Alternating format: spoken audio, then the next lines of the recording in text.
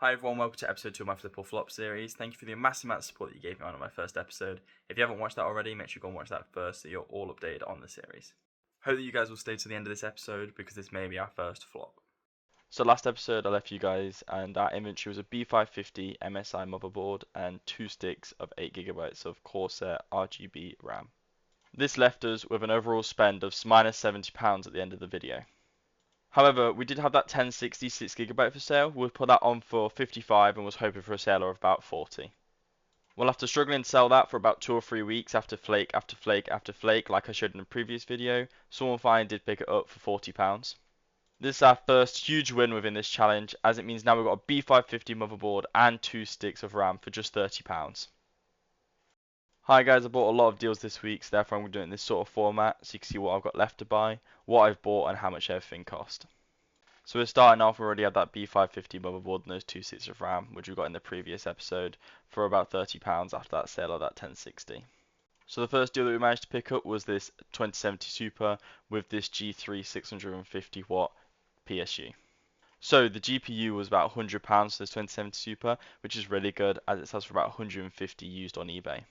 The PSU G3 is also fully modular, came with all the cables, and it was a really good deal as well. Got it for 30 and it sells for about 50 used, I think I saw on eBay.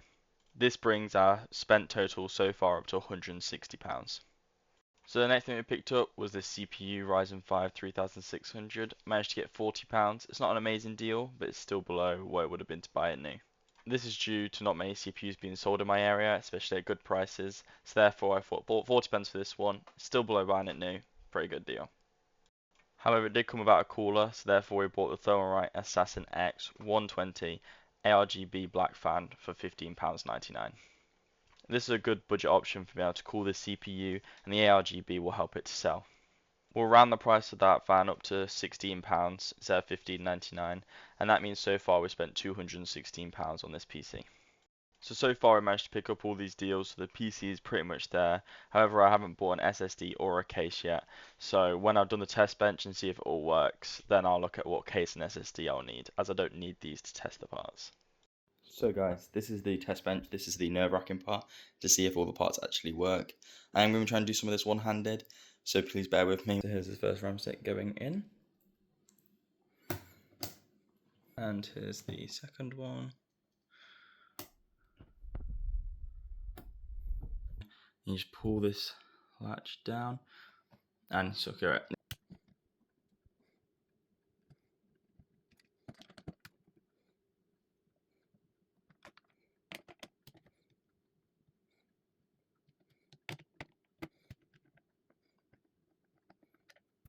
So now that we've took that bracket off, I'm just putting the AM4 socket standoffs on.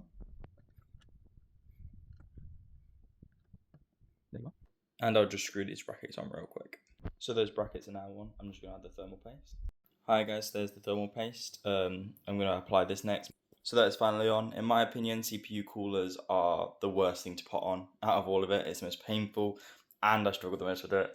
Maybe that's just me, but I don't know. Well, they're both in. I'm not worried about these wires for now. I'll cable manage it later. I'm just doing this as a test bench, like I said. These could be a pain to get in sometimes, so if it doesn't feel like it's going, just stop. That's the GPU fitted, so time to plug it all in.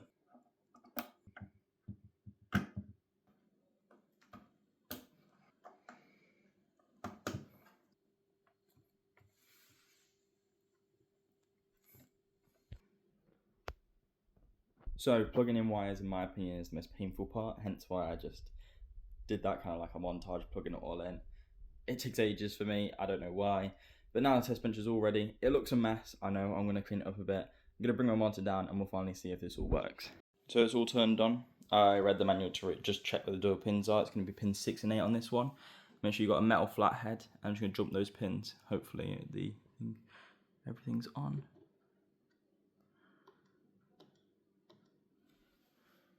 Is the thing even on?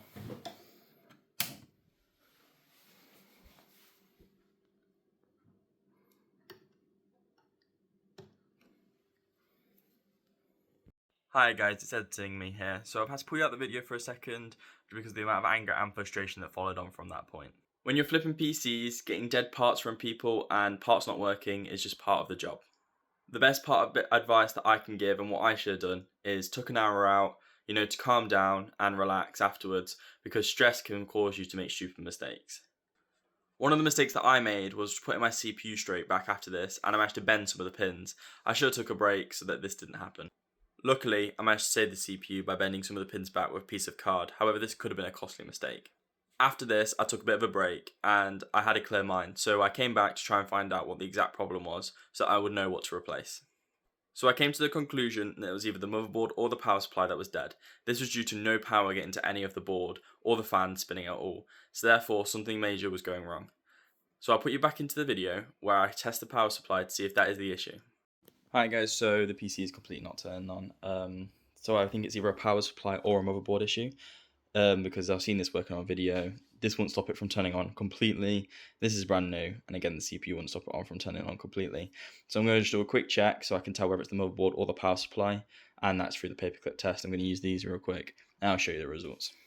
So for the paperclip test, what you do is you put it in this fourth and fifth one here. I know it's not called that, I think it's called like sixth and something, but 4 and 5 from this end at the bottom here with this clip on the bottom, and we should see signs of this fan spinning. So let's have a quick look. There you are. So that shows that the power supply is getting power. So therefore that means that the motherboard is most likely faulty. So I'm going to message him now. I did buy this about 2 or 3 weeks ago, so I don't think I'll get a reply. But I basically got this for free due to the good deal on the motherboard deal anyway. So I'll just list this up for parts if he doesn't reply. And yeah, we'll see where it goes from there. Hi, so this is a couple of weeks later. I never got a reply from that guy about the motherboard. So if you do have any suggestions about what I can list that board up for parts unbroken, do let me know in the comments. I just want to thank you all for staying until the end of the video. I have ordered parts to replace those broken ones, so in the next video, if everything goes well, we should have a full build going. So if you do want to see that, make sure you like and subscribe, and I hope to see you in the next one. See ya!